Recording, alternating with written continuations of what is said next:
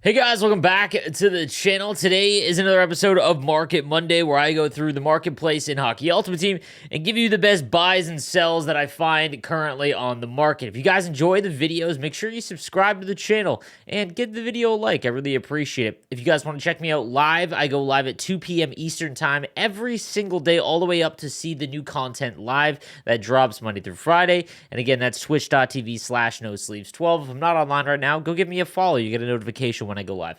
All right, let's get into the best buys and sells of the week. All right, guys, now if you watched my video yesterday going over all of the updated and upgraded All-Star cards, you notice that I mentioned a lot about the market and what I think right now because that they are still in the actual auction house. So, as of Monday at 5 p.m., it does appear that those All-Star cards just won't be able to be pulled anymore, and that is going to dramatically shift the market because, as it stands right now, if you open up packs, there are just way more options at 89 overall plus to be pulled.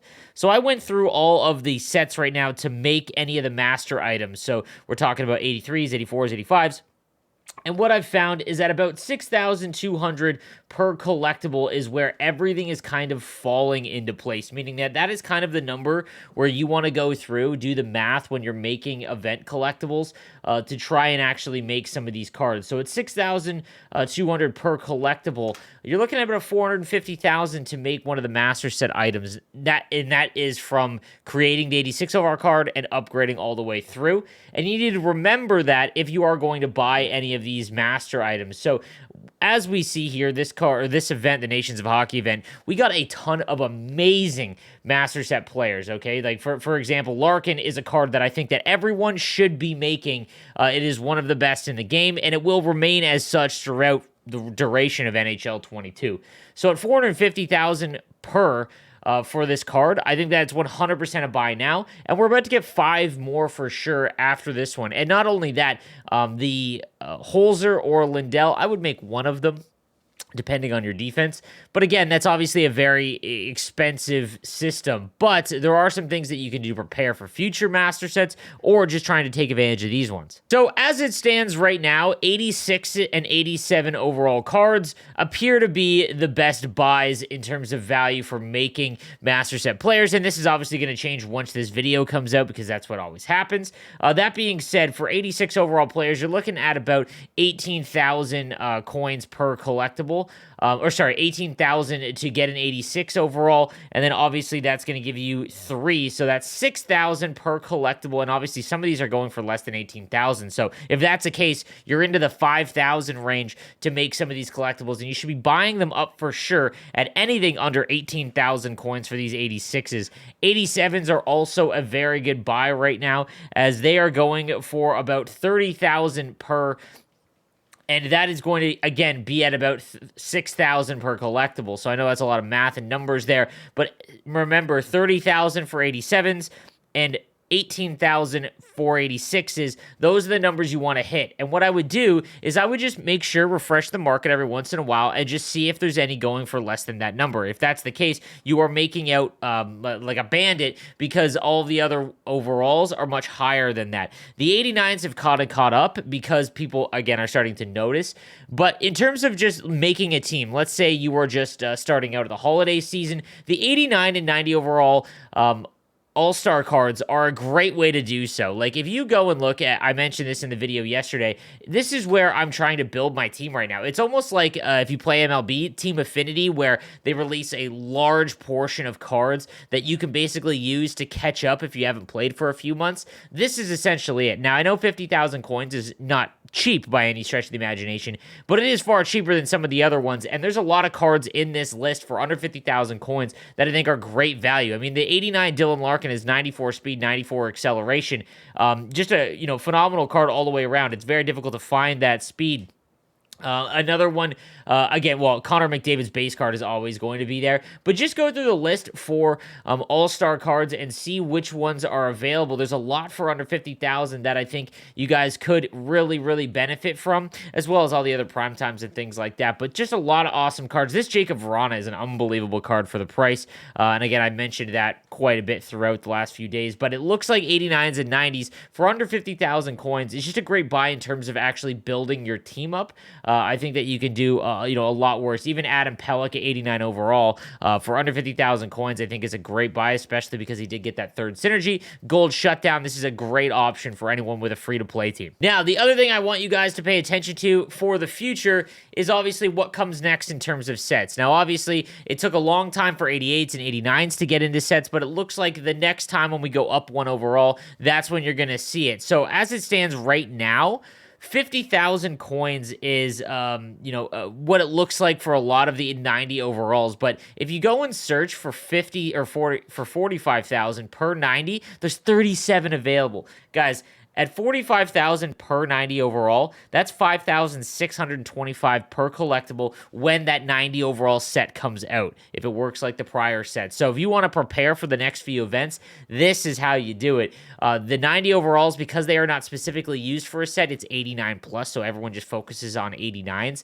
Just a very easy way to prepare for the future. If you have a really good team, you don't really think you need a lot of improvements right now, and you got maybe 300,000 coins, this is probably where I would spend. I'm going to, after this video, to be honest with you, probably buy up a few of these because I'm preparing for the next event, or even just for Friday, because I think that, maybe there's a possibility that we get an upgrade there. I doubt it, but I think for the next event, 90 is possible. And even if it's not, that eventually the 90 overall sets are going to come out. And for 45,000 and below, the minimum you're getting is 5,625 per collectible, which, if you equal that out, if it takes the same amount of collectibles as it has in the past, that's 410,000 for a master set. And at this point in the game, 410,000 for like a 95, 96 overall card, that's a pretty good price. The other thing I want to talk about is 80 to 82 overall cards. These are 100% not what you want to be buying if you are trying to make event collectibles, obviously, because they are always going to be far more expensive than the alternative. If you have no chance of making team builders, okay, let's say you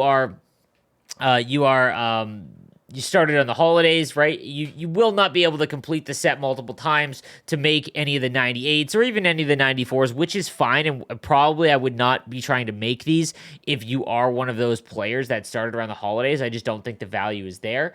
But what I want to point out is that these are going for like 1,500 coins per, and some of them are going for more, and you want to make sure you're looking out to see if some of these teams are costing more. Some people are starting to prepare for them. And you also have to remember that the price for power-up collectibles, because it takes 80 plus, is starting to creep up a little bit as well. And I think that's driving the cost. I mean, at 1,500 per, that's extremely good value to sell, especially if you don't have a lot of power-up collectibles. And for someone that just starts around the holiday season, I definitely would not, I've mentioned this a number of times, I would not invest in a lot of power-up cards because the cost is just too much, and it's going to be very difficult to just kind of play catch-up all the way through. So what I would do is go buy like the 93 or 94 Nathan McKinnon Team of the Week for 180K, as opposed to spending a couple 100,000 coins trying to get up to 94 his X Factor. Obviously, the X Factors are better because they have more synergies as well as more abilities, but there's no reason, if you are trying to build a competitive team now and you started later on in the season, to be spending all of this on these cards. I don't think it's worth it. I think it's better to have coins for you as you are trying to upgrade your team by buying individual cards, as opposed to trying to make power-up collectibles to actually upgrade these things. And because, the upgrades for team builders are probably coming out, I would guess, late February, early March, given when we got the 94s. If you are, let's say you have a couple of 94 overalls like I do, so I have Zetterberg, I also have Gonchar and Weber, I need to make one more. You want to make sure that you've got enough, the even amount. So if you have one, I would try and make a second one. If you have three, I would try and make a fourth one to make sure, because it's going to take two of these to make one of the 98s, it appears. And obviously, if you're going to try and do it once the 98s are out, those prices are going to get jacked up through the roof, especially with GWC coming around the corner, as a lot of the top-end players are going to be desperate to try and make the best cards possible. So you can make a killing if you kind of save those cards, those cards required for team builder sets. But in my opinion, I would just sell them if you are a free-to-play player, a holiday player, because I think that the coins right now are worth it to build your team. Especially, like I said, if you sold 50 tradable 80 to 82 overall cards, that's more than 50,000 coins. That's Dylan Larkin's All-Star card, which is definitely viable for you. So just keep that in mind. And lastly, guys, I want you to pay attention to kind of the meta cards. We are creeping up to the Gaming World Championships, and hopefully I'm a part of that. I was one of the hosts last year for it, the $100,000 NHL esports event, and it's a lot of what the hardcore player base pays attention to for the remainder of the year. And what I want to point out to you guys is the meta cards. So these are the cards that will hold value far higher than any of the other ones because of, again, the extreme meta in this game. So I do not recommend playing like this, or, I'm just explaining this is how it works. But for example, Brendan Carlo and Jay Bouwmeester, I mentioned this. I have these on my second pairing. These are among the best cards among defensemen because of their size and gold shutdown. It appears that the live content team at least understands the meta, so they are trying to not give us... I would be stunned if we get many more big defensemen that have gold shutdown because of how impactful it is in the game, to a negative point in my opinion, because gold shutdown costs so little. But these two cards right now, they came out, in December, 2 months ago. And while Draisaitl, Forsberg, Malkin, and Tavares are going in the middle 200,000s, Carlo and Bouwmeester are going for 400K almost sometimes. Like, I bought Carlo for 325,000 coins, and there's just not a lot. Like, 400,000 is the cheapest right now. So if you have one, I would probably sell now in case... It's tough, because I don't think that there's going to get another big defenseman like that. Like, Holzer and Lindell are 6'3". Look at this. Bouwmeester up at 428,000 coins. At the time of release, he looked like a great card, but it looked like we would keep getting cards like this. I just don't know if we will. Brent Burns would be another one that would be a good buy, in my opinion, or at least a good flip if you can get him for a little bit cheaper, or maybe you have him tradable. Again, gold shutdown at 6'5" just appears to be 400K. Like, you're going to see a lot of these meta cards really be expensive. I'll see last year, Justice and Noonan was the goaltender that everyone used. So if there appears to be a separation between Leonard, Price, Hellebuck, and Rinne, even though I don't think there will one of them, pay attention to it, because one of them will become the meta that everyone's got to have, and you'll see that price jack way through the roof. All right, guys, that is going to do it for today's Market Monday. Let me know what you think in the comments section down below, and I will see you guys next time. Have a good one.